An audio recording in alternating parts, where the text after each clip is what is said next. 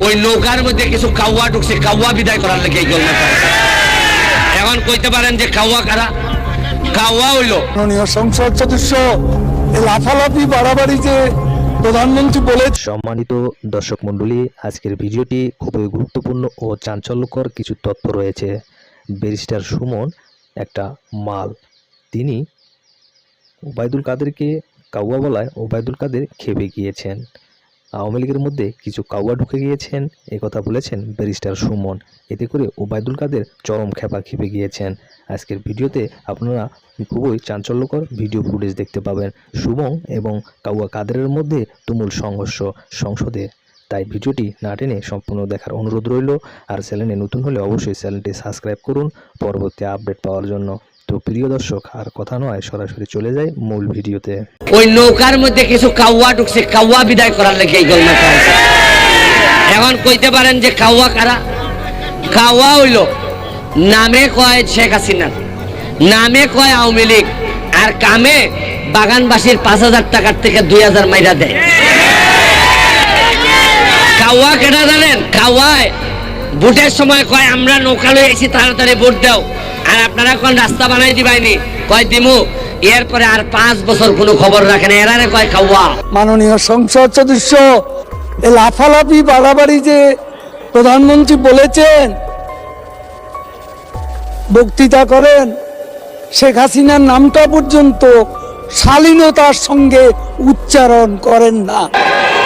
করেন হাসিনা হাসিনা, আমরা ছাড় দিচ্ছি, কিন্তু মনে রাখবেন বাড়াবাড়ি করলে ছেড়ে দেব।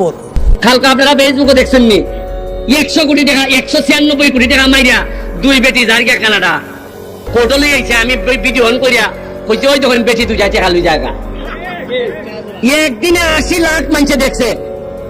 এই ওসি আছে একলান রমনা থানা, এ আর টাকা শহর সম্পদ কেউ মারতে না এর বিরুদ্ধে। আমি গিয়া কাগজ লিয়া গিয়া কইছি আমি ওসির বিরুদ্ধে দাঁড়াইছি। তার তদন্ত হোক, তার যদি সম্পদ পাওয়া যায় তার জেলে দেওয়া হোক। বাধ্য হয়েছে দুদক, দুর্নীতি দমন কমিশন আমার অ্যাপ্লিকেশনের উপর নিতে। আমার এই ওসি এমন কোন ভাবে নাই তদবির করছে না, প্রেসার পর্যন্ত আমারে দিছে। আরে আমি তো সোনারঘাট লিয়া খেলি না, আমি খেলি সারা বাংলাদেশের বিরোধিতা যারা করে এর বিরুদ্ধে খেলি। আমি ওসিরে কইছি একটা প্রেসারে খাম হইতো না রে ভাই, আমি সোনারঘাটের ফুলা, আমার সারা শরীরের মধ্যে মানুষের চেয়ে বলি যাব সর্বোচ্চ মারবাই এমনি আমারে। আর যারা মারতায় না এরা কিটা বাঁচবো না তা সারা জীবন। যারা ডরায় না আপনারা, যারা কথা কইতে ডরায়, তারা কিন্তু আমার চেয়ে বেশি বাচ্চা লাগবে না। তো আল্লাহ যদি আমার হাত লেখকে দেখেন, 1000 লোক আমার মারতে চাইলেও মারতে পারতো না। ভিতর থেকে কথা বার করুন, যারা 2 নম্বরই করে কথা বার করুন, নাইলে এমনও বাঁচতে না। চা বাগানের শ্রমিকরা কইয়া ইসলাম যে আরে তোমরা আন্দোলন করো, যা লাগে আমি দিব খানি।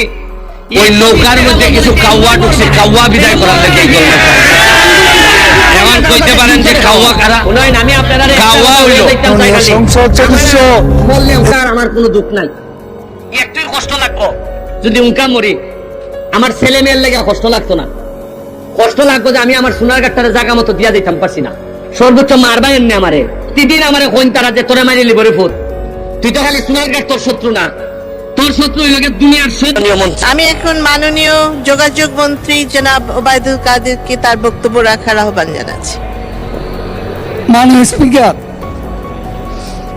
আমি মাননীয় স্পিকার, আপনিও বলো ভুলক্রমে আমি এখন যোগাযোগ মন্ত্রী নই, সড়ক পরিবহন, জি। আমি সড়ক ও সেতু মন্ত্রী, সড়ক পরিবহন ও সেতু মন্ত্রী। হ্যাঁ, এটাই হলো শুদ্ধ। এখন দেখলাম তারা এটাও জানে না। আপনি তো যোগাযোগ ছাড়া কথাই বলেন না সব সময়। লাফালাফি বাড়াবাড়ি যে প্রধানমন্ত্রী বলেছেন,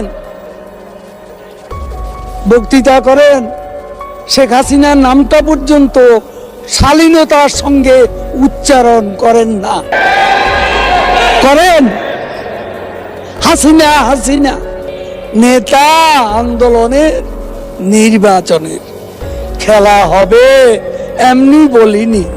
মাননীয় সংসদ সদস্য, ভারতে পশ্চিমবঙ্গে যে নির্বাচন হলো, যে নির্বাচনে মমতা ব্যানার্জি বিপুল সংখ্যাগরিষ্ঠতা জিতেছেন। সেখানে মূল স্লোগান ছিল খেলা হবে। কি আমি ভুল বলেছি? সেখানে শুধু মমতা ব্যানার্জি না, নরেন্দ্র মোদীও খেলা হবে দুর্নীতির বিরুদ্ধে, সন্ত্রাসের বিরুদ্ধে, এগুলো বলে বক্তৃতা। ওই নৌকার মধ্যে কিছু কাউয়া ঢুকছে, কাউয়া বিদায় করার লেগে এই কথা। এখন কইতে পারেন যে কাউয়া কারা? কাউয়া হইলো মাননীয় সংসদ সদস্য বার্তা 2 লাখ লোকের সামনে বক্তৃতা করছে, সারা মাঠ খেলা হবে বলেছে। তাহলে জনগণ তো এটাকে অপছন্দ করছেন, আপনি কেন করছেন? আপনার ভালো লাগে না, আপনি বলবেন না। আমি বলবো এটা একটা পলিটিক্যাল স্লোগান। পশ্চিমবঙ্গ ভারতে গণতান্ত্রিক দেশ, প্রাইম মিনিস্টার নরেন্দ্র মোদী এবং মমতা ব্যানার্জি মুখ্যমন্ত্রী, তারা এক্সচেঞ্জ করেছেন এই শব্দটাই বেশি, এই স্লোগানটাই বেশি। তাতে কিনা গণতন্ত্র হালকা হয়ে গেছে? জনগণ কি সেটা মনে করে? জিজ্ঞেস করুন।